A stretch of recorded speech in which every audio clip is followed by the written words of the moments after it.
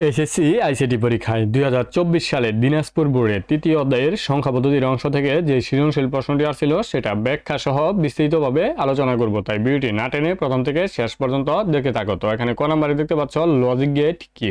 তো logic gate হচ্ছে যে সকল ইলেকট্রনিক সার্কিট যুক্তিভিত্তিক সংকেত প্রবাহ নিয়ন্ত্রণ করে সে সকল সার্কিটকে লজিক গেট বলে। অর্থাৎ কি আমাদের যেই OR gate, AND gate, NOT gate, NAND gate, NOR gate, exclusive OR gate, exclusive NOR gate, এই গেটগুলো যে আছে এই সকল গেটগুলোকেই আমাদের লজিক গেট বলে। আর এইগুলো কি করে? যুক্তিভিত্তিক কাজ করে। তোমরা সেই সার্কিটগুলো দেখলেই বুঝতে পারবা। যাই হোক, এখানে আমরা সময় নষ্ট করতে চাচ্ছি না, আমরা চলে যাচ্ছি খ নাম্বারে। তো তার আগে বলে রাখি, তোমরা যদি আমার এই চ্যানেলটিতে নতুন হয়ে থাকো তাহলে এখনই চ্যানেলটি সাবস্ক্রাইব করে রাখবা এবং পাশে থাকা বেল আইকনটি অন করে দিবা, যাতে করে এরকম ভিডিও ছাড়ার সাথে সাথে তোমাদের নিকট ভিডিওগুলো পৌঁছে যায়। তো এখানে কি বলছে যে 18 কি একটি অক্টাল সংখ্যা না? এটা তোমরা বুঝতেই পারছো 18 একটি অক্টাল সংখ্যা না। কেন অক্টাল সংখ্যা না? কারণ 8 অক্টাল সংখ্যার অন্তর্ভুক্ত নয়। অক্টাল সংখ্যার অন্তর্ভুক্ত হচ্ছে 0 থেকে 7 পর্যন্ত।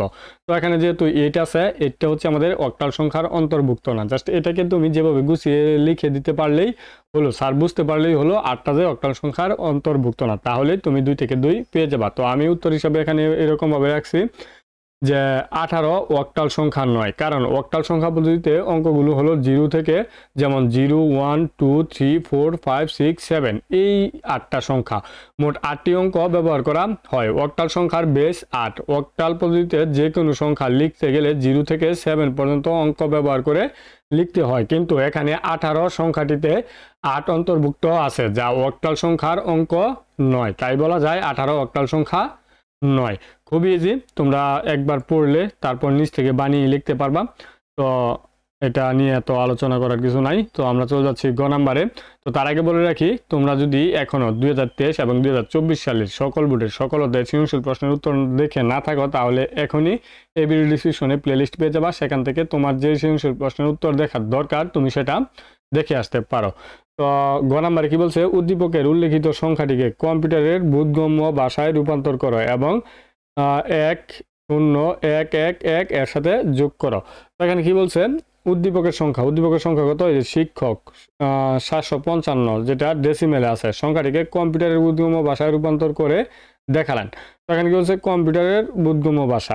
আচ্ছা, কম্পিউটারের বোধগম্য ভাষা বা সংখ্যা যাই বলো না কেন, সেটা হচ্ছে 0 আর 1।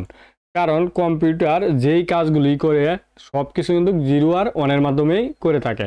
এখন কম্পিউটার যদি কোনো কিছুই না বুঝে তাহলে 0 আর 1টাকে কিভাবে বুঝে? আসলে কম্পিউটার 0 আর 1কেও বুঝতে পারে না। এখানে 0 দ্বারা কারেন্টের উপস্থিতি এবং 1 দ্বারা 0 দ্বারা কারেন্টের অনুপস্থিতি এবং 1 দ্বারা কারেন্টের উপস্থিতিকে বোঝায়।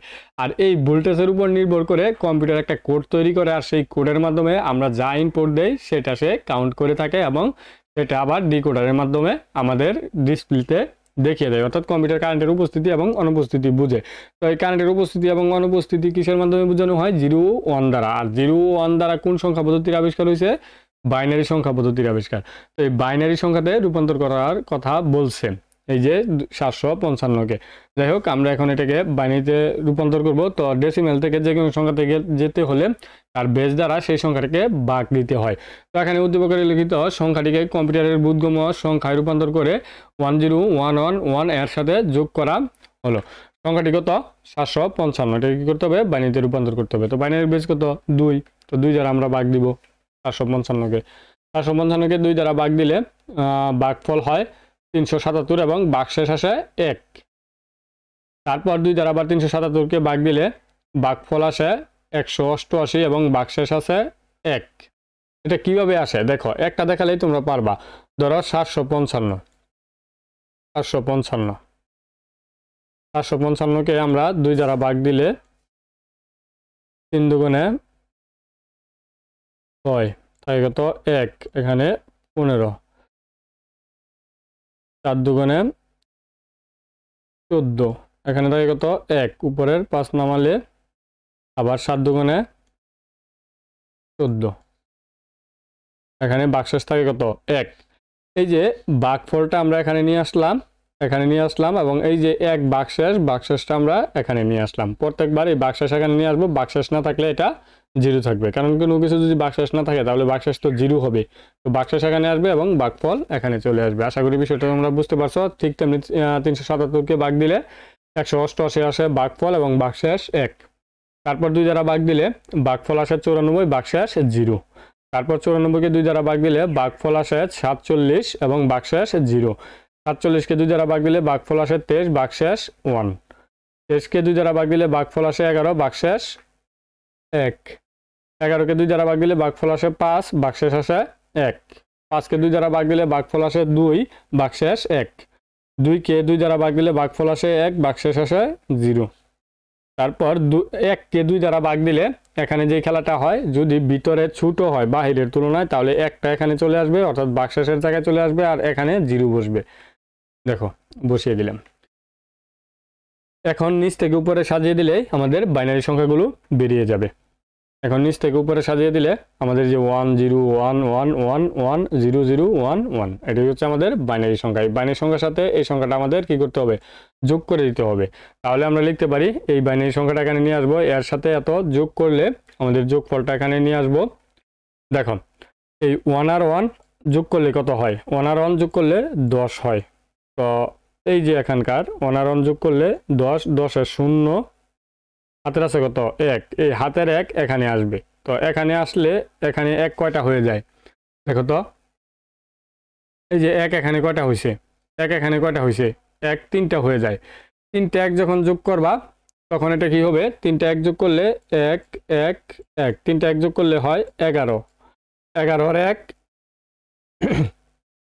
হাতের আবারও 1 আছে, হাতের আবারও 1 থাকলে এই যে এখানে একটা চলে আসবে, আবার 2টা 1-এ 0, অর্থাৎ 10, 10-এর 0 হাতের আছে আবার 1, তো এখানে দুইটাই 0, হাতের 1 শুধু এখানে বসবে। তারপর 1 আর 1 10, 10-এর 0 হাতের আছে 1, এই হাতের 1 আর এই 1 আবারও 10, হাতের আছে 1, এই হাতের আবার এই 1 হয়ে যায় আবারও 10, হাতের আছে 1, হাতের 1 আর এই 1 আবারও 10, 10-এর 0 হাতের আছে 1, এই হাতের 1 আর এই 0 হয়ে যায় 1 আর এই 1-এর 1। জাস্ট এভাবে যোগটা করে ফেলবা। তোমরা যারা বাইনারি যোগ বিয়োগ পারো না, আমার এই চ্যানেলে ভিডিও দেওয়া আছে প্লেলিস্ট আকারে, সেখানে কনভার্ট, পরিপূরক, বাইনারি যোগ বিয়োগ, অক্টাল যোগ বিয়োগ, ডেসিমেল যোগ বিয়োগ, হেক্সাডেসিমেল যোগ বিয়োগ সব কিছু সহজ ভাষায় দেওয়া আছে। তোমরা চাইলে সেখান থেকে দেখে আসতে পারো, তাহলে এই সমস্যাগুলো আর তোমাদের হবে না।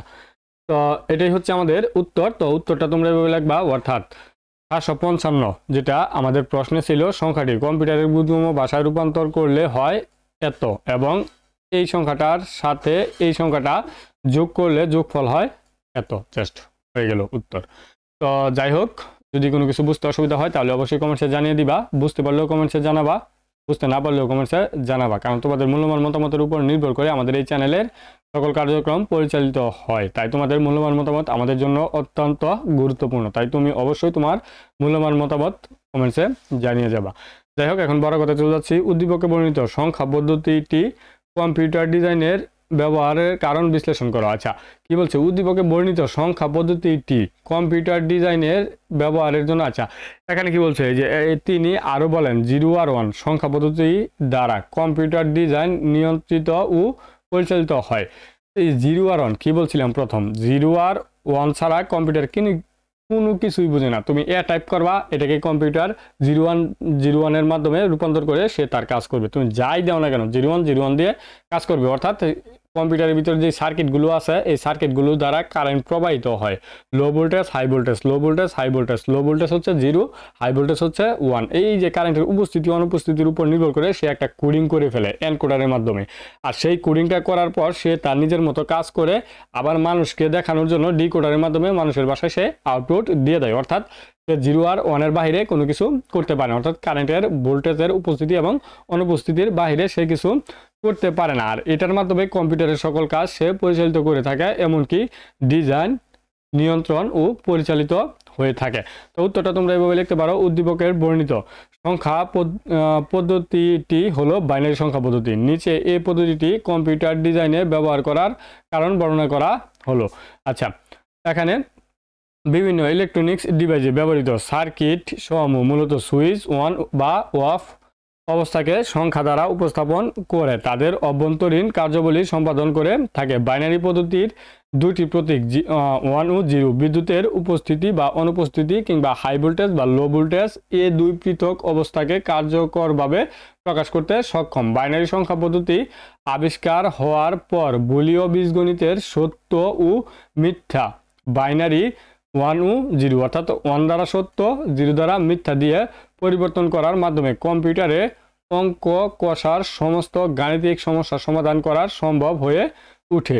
ফলে আধুনিক কম্পিউটারের যাবতীয় অভ্যন্তরীণ কার্যকাণ্ডের জন্য এবং কম্পিউটার ডিজাইনের জন্য বাইনারি সংখ্যা পদ্ধতি ব্যবহার করা হয়।